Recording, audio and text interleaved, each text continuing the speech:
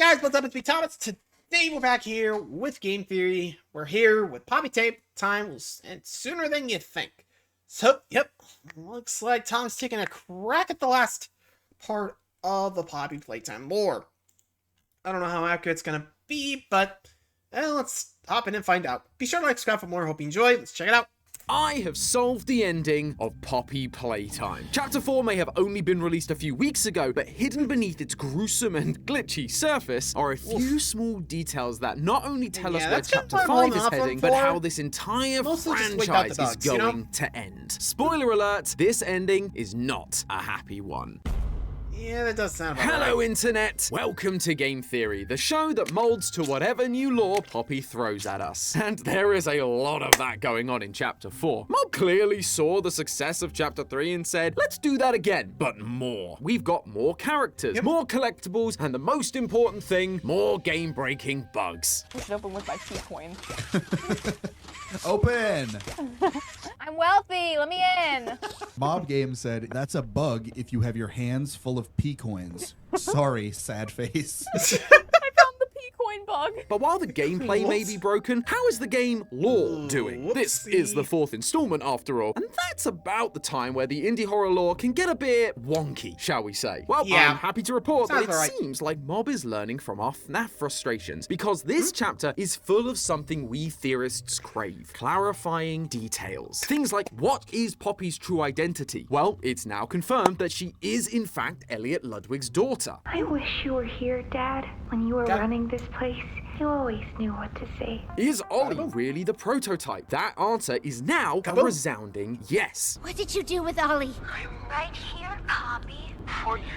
I'll always be here. We called both of those, by the way, Pretty but much. truly, this chapter is stacked with answers to questions that we've had for a long time. So much so that this video is going to be the first in what I anticipate will be a 3-part series exploring all of them to figure out what's coming down the Poppy pipeline. So if you don't want to miss all of that, you'd better smash that subscribe button faster than Doey could smash up Pianosaurus. Ready? 5, 4, 3, 2, 1. Get it!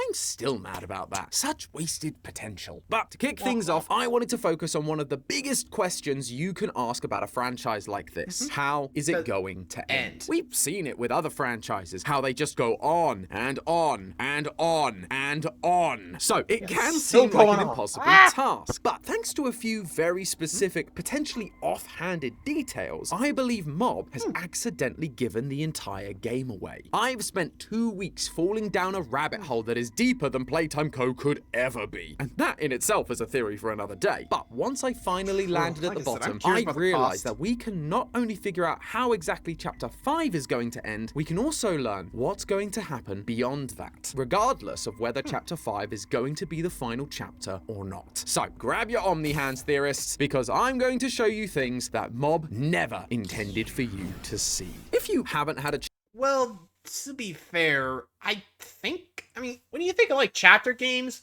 when it goes to 5, that's usually it. But hard to say we're actually in the end game because of how the game ended in chapter 4. You know, again, spoilers, but Poppy goes back to prototype. I'm not sure what's going to happen. Probably become part of it. Who knows? But curious how things are going to end since we're stuck at the lab. Huggy's back. I'm just curious what Mom's gonna come up with. I mean, heck, who knows? I don't know. Anyway, let's just get to it. Let's see where things might end up. Chance to play the latest chapter, here's a quick recap so that we're all on the same page. The game picks up right where we left off at the end of Chapter 3. We head down an elevator shaft with Poppy, who tells us about the allies that we need to find. Upon doing so, we come face to computer with a new experiment. Experiment 1354. Although, while their body may be new, their voice is oh too familiar at this point. Harley Sawyer, the Doctor, the villain that has been teased throughout the entire Chapter 4 ARG. key. He then sends us down into the prison where we encounter Pianosaurus, who, as I've mentioned, dies immediately thanks to another new experiment. Doughy the Dough Man, a creature made from Play-Doh with 3 kids inside of him rather than the usual one. Doughy leads us to a place called Safe Haven, where we reunite with Poppy. She tells us that her plan is to send the whole of Playtime Co. sky high, killing the prototype and every other toy in the facility in the process, while also trying to save the orphans the prototype has hidden in his lab. Doughy is hesitant because he doesn't want to kill all of these poor innocent toys. But regardless, we head out only to be chased down by Yarnaby, Harley's lapdog, who then immediately dies. Bye-bye, Mufasa. I'm beginning to see a pattern here. After many puzzles and an annoying battle with an underwhelming Barbar Chops, we once again come face to screen with Harley, shutting down his systems and putting an end to him once and for all. His final words to us are that we saved no one. But that doesn't matter now. We get to fulfill Poppy's plan and set the explosives to destroy everything. But they don't destroy everything. They only destroy Safe Haven and all the toys inside. In a fit of rage, Doughy transforms into a horrifying salamander thing for some reason, and he tries to kill us, only for us to flip the tables and freeze kill him and him crush him first. Guys, I think Poppy might have a Marvel villain problem here. Great villains all killed off in the installment they're introduced in? Shame. Anyway, after defeating Doughy, we find Poppy in the vents, just as the prototype shows up to, quote, take her home. Poppy runs away, leaving Kissy and us behind as the prototype blows up the vents. But instead of killing us, we end up at the entrance to Playtime's lab, the place where the prototype and the orphans dwell. Like I've said, there's a lot going on in this chapter, hence multiple videos. But today's mysteries start in the place we visit the most during our playthrough, Safe Haven. According to a note, this place was designed with blast doors and its own electrical generator in order to keep the Playtime Co. security staff safe should an experiment get out of hand, which I think we can all imagine. Yeah, that didn't work out well considering what just happened. All of that has made Safe Haven the perfect spot to hide out from those same monstrous experiments like Yarnaby, Pianosaurus, the Doctor, and the Prototype, alongside our new allies. Now, we all knew we were getting an ally or two in this new chapter. Mob made that very clear on the game's Steam page. And once the Doughy trailer came out, it felt pretty clear who that was going to be. Little did we know the full amount we'd actually have waiting for us here in Safe Haven. Yes, we have Doughy, Poppy, and Kissy, but this place is full of toys, and none of them are trying to eat my face, which is a nice change of pace, but it did raise a few questions for me. Up until chapter 4, the only toys we'd seen firsthand were either dead or were looking to make us dead. Even Kissy wanted to snack on us until Poppy stopped her in chapter 3. I mean, I know I look like a snack, but this is not the time. In fact, Poppy is the only one we've known who wasn't trying to do that. That was part of what made her unique. She was the only experiment to act like a human with no aggressive tendencies, at least not towards us. But now we're being shown that she wasn't the only one. Right at the start of the chapter, we can find journal entries amongst the pile of dead toys for a child called Riley. They're a sweet kid who lost their parents and so ended up at Playcare. After some time, they were, quote, chosen by Playtime, which they thought meant getting adopted, but oh no, they won the grand old prize of becoming a living toy. What's interesting though is we get to see entries from after their conversion. Riley struggles to write at first, however, they do eventually figure it out. And with that, we can see that they are fully aware, fully themselves, and not an aggressive monster. Later on, we can find a VHS tape from 2 guards talking about their various duties. You know what we get in the East? Toys banging on the walls. Hello, Sai. Crying for their parents. Know what we get in the North? Things. Whatever they aren't people anymore. The East is lower security, full of toys that are crying for their parents. They are aware of who they are and have memories from their life before, while the North is for the dangerous monsters, the bigger bodies that we faced throughout these chapters. Reports on Pianosaurus and Yarnaby both talk about their lack of cognitive function and animalistic tendencies, so it would make sense that they need to be in a higher security area. But then, what is the difference between them and some of these other, less monstrous experiments? Simple. Time. As time went on. That could be the case. I mean, I think that's actually what it is. The bigger bodies were Harleys, where they didn't crack the code, But once Harley was out, they went smaller and were able to refine the process to get the actual toys to live it again. So, in a way, getting rid of Harley actually worked. That's ironic. Anyway.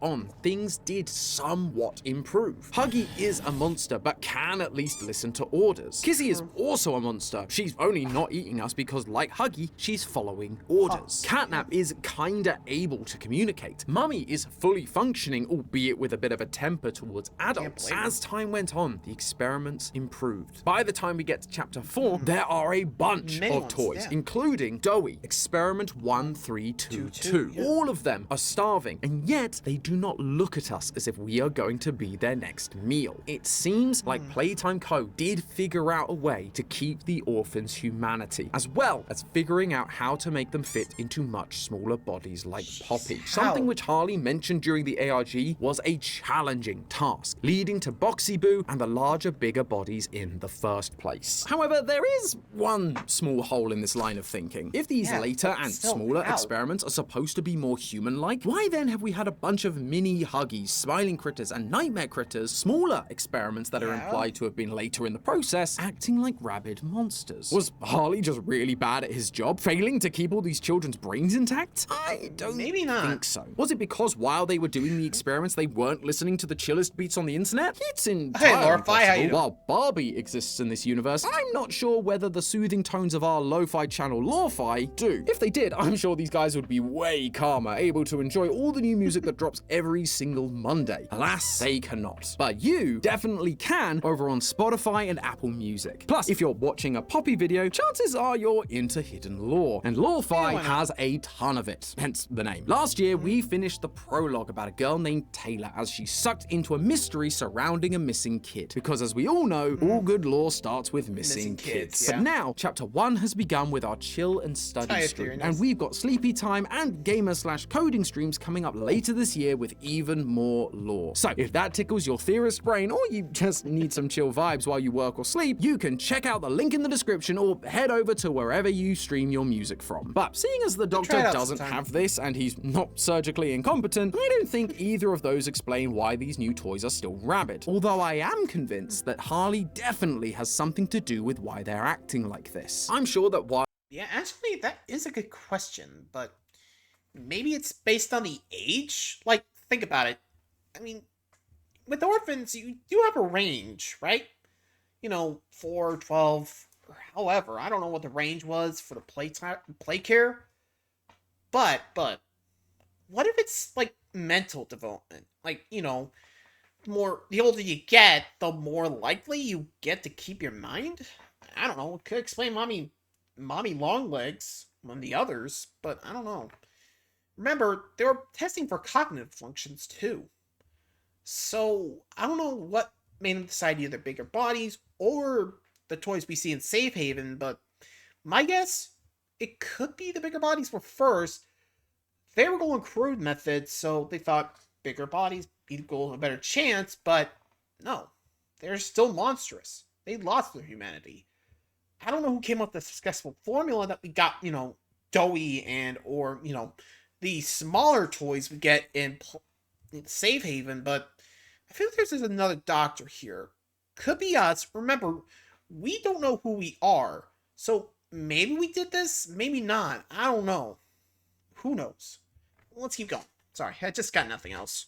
While I've been showing clips of Safe Haven, you guys have noticed the wall art all around the place. I mean, it's pretty hard not to, right? The devs were really trying to make sure we noticed it. And so I did my theorist duty and gave it a closer look. A lot of it has the kind of messages we might expect to find. Help us. We will be saved. And a massive mural of Catnap putting the orphans to sleep. But the thing that caught my eye the most was this little side room known in the game files as the Memorial Room. Inside, we see a bunch of poppies and candles around the place, paying respects to those they've lost, which, according to some of the writing, is around 40 toys, 40 children. And the walls in this room are also painted with murals, and those actually give us more insight into this story of death. There are two sides to the drawing. On the left, we have characters highlighted in blue. Some alive, including Kissy Missy, but others are dead. On the other side, we have characters including Boxy Boo and Pianosaurus highlighted in red. These two colors, along with the inclusion of the bigger bodies we know and recognize, is showing us two opposing sides within these toy factions. Blue is the side of good, the side of safe haven, while red is the side of evil, the side of the Doctor, and thanks to a special VHS tape, the side of our favorite villain, the Prototype. You know I'm still your best shot at cracking that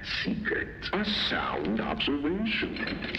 Yes, you have made yourself useful. There is a literal war going on between these two factions, and the good, non-rabid toys are losing. But there is one more side in all of this, one that they believe is going to even the odds and help them win. The one character they've highlighted in white, surrounded by phrases like, we need you, Poppy. We've talked in previous theories about the amount of religious symbolism in Poppy Playtime, with Catnap's worshipping of the Prototype, and the Doctor's poem in the ARG reflecting Psalm 23. And this is another example of that. While red and blue are typically ways of showing opposing sides, white represents something pure, something holy. Like Poppy was supposed to be the savior to these toys. She was the perfect toy, the daughter of Elliot Ludwig. Surely she could do something to help them, but she didn't. She ran away. And because of that, we see those murals of Poppy crossed out. Outside the memorial room is another drawing of Poppy crossed out with questions like, where are you? But the biggest thing we see are the words, she left us. If you go and listen to the toys around Safe Haven, many of them talk about whether they should trust Poppy. Why would this time be different? Can we really trust her this time? Poppy has left them all with a feeling of betrayal and hurt. This is where the Doctor comes back into the picture. There's a note you can find called the Propaganda Flyer, and it reads as follows, quote, Poppy leads you to the grave. You fight not to survive, but to die. See where this has gotten you. It's not too late to change your mind. Join us, and we will spare your lives. You have 24 hours. We will not make this offer again. This sentiment about Poppy being trouble, we saw shared by Harley Sawyer during the Chapter 4 ARG. In one of the many email exchanges, he claimed that her path leads to ruin. Plus, this new note is located just outside the Doctor's territory, which makes it seem like this is coming directly from him. He is seeing the weakness in the group left behind by Poppy, and so he is trying to exploit that weakness. This is why I believe we're seeing so many of these smaller, newer toys appear rabid. They were starving, losing the fight. Their savior had left them, and so they were in need of a new one. Prototype was willing to step in and fill those tiny doll-sized shoes. He gave them a clear option: turn their back on Safe Haven, give in to their base instincts, and lose whatever humanity they had left. Just like how Kissy stopped trying to eat us because Poppy told her not to, these toys are now trying to eat us because the Prototype told them they could. Eating their fellow toys and other human remains may seem gross at first, but when it's that, or dying of starvation, or worse, the choice is sadly pretty obvious. And then, if they held out for long enough, that's actually ironically true. Like, sometimes there are no choices, you gotta eat. And unfortunately, in a lot of cases throughout history, it will come down to cannibalism. Like the Andes flight, they had to resort to it when they had no food. And the shipwreck that inspired Moby Dick, they had no choice but to resort to cannibalism. Sometimes you have no choice. You gotta do what you can to survive. And, you can't blame either side. They never asked for this. They're just playing the hands they got. And sometimes that's pretty much our choice. Either keep your humanity, but potentially starve to death, or get food, but lose your humanity. That's basically what's going on here. So, I don't know. I feel like at this rate, it might be our job to either, blow this whole place up. I don't know. We might get a multiple choice option here, but who knows?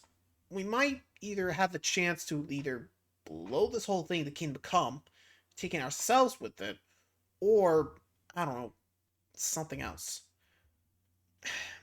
I don't know. At this rate, I'm not too sure how this is going to end up. We could have a choice. Either we blow the whole thing up, or we dump the toys free. And honestly, I don't know which one's the lesser of two evils. I mean, even if you stop them, you're still killing kids. Like, remember, some of them haven't done anything. Well, I mean, then again, we blew them up and accidentally Safe Haven, so Oops. Anyway. Maybe, just maybe, the prototype would save them. Honestly, I kinda don't blame the toys for making that choice. I've always been suspicious of Poppy, as long-time viewers of the channel will know at this point. And right at the end of the chapter, she proved me right. She ran away again when things got tough, leaving us to die. She may not have run to help the prototype like I predicted, at least not yet, but she's definitely hiding something. How much do you know? When your supposed savior acts like that, of course the opposing deity becomes quite appealing. And the prototype does actually follow through on their threat, blowing up Safe Haven at the end of the chapter, killing anyone left that opposed him. But that doesn't mean that those who switched sides are safe either. This chapter also makes it abundantly clear that he is as much of a liar as Poppy is. I thought we were gonna leave. Prototype says we can't leave. Not now, not ever. Just like we saw in the CG5 song from chapter 3, the prototype promised freedom to these toys. That's what they thought the hour of joy was, but it wasn't. He was just lying to achieve his own goals. Him getting the toys to leave Safe Haven and join his side, it's the exact same thing. And he'll betray them just like he betrayed Poppy, which I guess means it's up to us to step in, be the savior that neither Poppy nor the prototype could be. We will save the orphans that the prototype has trapped down here, and maybe we'll even be able to save some of the toys who changed sides out of desperation. Here's what I would say if the game hadn't already telegraphed exactly what's going to happen next. See, as I was thinking through this whole Civil War storyline, I went back through some of the dialogue in the game, and I came across this line from Harley before his boss fight. Do you hear it? A bell. For whom does it toll? This isn't the first time Harley has spoken like this. He's always been a fan of speaking poetic in a greater-than-thou dramatic sort of way. But this time, it's different. It's not just a poetic styled phrase. It's an actual piece of poetry. The phrase "for whom the bell tolls" comes from the poem "No Man is an Island," published in 1624. It's about how all of humankind is connected, that the loss of one life doesn't just affect that one person. It affects all of us, because we are connected. If one dies, a part of us dies too. So when we hear the bell of death sound, it's pointless to ask who it's for, because at the end of the day, it's for us. This feels fitting, given it comes just before our big boss fight with the Doctor, who says he hears the bell and asks who it's ringing for, knowing full well that we are about to put an end to him, but that we should maybe reconsider because his death would be a loss for the whole of mankind. His scientific endeavors, his discoveries will now be lost. However, while this poem is one of the first places the phrase "for whom the bell tolls" was used, it isn't the only time, nor is it the most famous. That honor goes to the book of the same name by Deadpool. Is that you? Oh, no, it's just Ernest Hemingway. My bad. Anyway, this book is about a guy from America called Robert. He goes to Spain to fight in the Spanish Civil War being fought by the Republicans and the Nationalists. He sides with the Republicans, who currently are losing the fight, and so joins them in the mountains where they're hiding away. His main companion throughout this story is a woman who has lost her parents and was taken advantage of by the opposing side. The Republicans plan to turn the tides of this battle, blow up a bridge. But there's deception from within their own ranks, and because of that, they lose some of the bombs and their way of detonating them. Now, where have I heard this before? Oh, right. It's literally the game we're playing. Our player character is an outsider to this toy war. We side with Dowie and Poppy, who are losing the battle and hiding out in Safe Haven away from the Doctor and his forces. Our main companion, Poppy, has lost her dad and was lied to and tortured by the prototype, the leader of the opposing side. Ollie was supposed to be our friend, but it turned out to be the prototype lying to us, and so we ended up losing the bombs and not igniting the gas as we planned. But let me tell you, theorists, when I first read this, my mouth was almost as agape as a smiling critter. These stories are practically one-to-one, minus one crucial detail: the ending. We are yet to see the ending of Poppy Playtime, and as we end the chapter heading into the prototype's lair, the labs, it seems like that ending is coming up pretty soon. But For Whom the Bell Tolls does have an ending, and given how closely aligned everything else has been so far, I have a feeling that means look. Poppy is going to end in a similar way. In the book, Robert decides to go on the final assault of the bridge as planned, just with some minor alterations. Because they lost their main means of detonating the bombs, he's going to have to be right up close in order to set them off. He does manage to do so, but shrapnel hits his comrades, he gets fired upon by the enemy, and he suffers an injury so great he is unable to retreat with his team. He tries to remain awake as long as he can in the hopes that he can maybe shoot down a couple of enemy soldiers to allow his friends to escape, but he knows that his death is inevitable. The bell now tolls for him. At the start of chapter 4, Poppy told us how the red smoke can be ignited and that the bombs were our way of doing that. However, we've now lost our primary means of detonation. The prototype took the bombs and used them on us instead. We've taken the liberty of retrieving those explosives from the Foundation. Thanks for collecting those, by the way. But that doesn't mean we're out of options. In chapter 3, Catnap was spewing the same red gas, and with one shot from our electrified grab pack hand, he too burst into flames. You may be able to see where I'm going with this. Much like in the book, our main character is going to fulfill their promise to Poppy and blow up Playtime Co. using the red smoke. We're just gonna have to be close enough to use our grab pack hand to do it, sacrificing ourselves so that Poppy and the orphans can escape. Only that isn't actually how the story ends. I mean, it is. The book's ending is purposely left ambiguous, but the story the book is based on, the real-life history, that continues on. I mentioned earlier that this book is based on the Spanish Civil War, which ended in 1939. And if Poppy Playtime is following that history, our heroic sacrifice may be for nothing. Despite the good fight put up by the Republicans, ultimately it was the nationalists that won the war, with the leader of the movement, Francisco Franco, not only surviving the entire war, but going on to lead the country until 1975, 36 years after the war ended. We may put up a good fight. We may even be able to destroy Playtime Co. like Robert destroys the bridge, but I believe that ultimately we'll be shown that Poppy is once again misinformed. The prototype won't be stopped by a simple explosion, and in the end, while we may die and we may save the orphans, the prototype will survive and continue with their plans for this world. What are those plans exactly? Well, that's what I plan on exploring in one of our future theories. So again, make sure you're subscribed so you don't miss it, and in the meantime, friends, remember, that's just a theory. A game theory! Thanks for watching. World premiere. Yeah, honestly, hard to tell. What do you guys think? You think that's how things will end? I mean, sure, you can't go 1-1 every time. I mean, think about it. Could be, but who knows? Maybe we'll find a way to end things, but who knows? We might get a happy ending, we might get a sad ending, end of the world, who knows? But if I had to guess, who knows? We could be paying for our sins, we might finally learn who we are, but who knows? Think about it. They know us, they know who we are.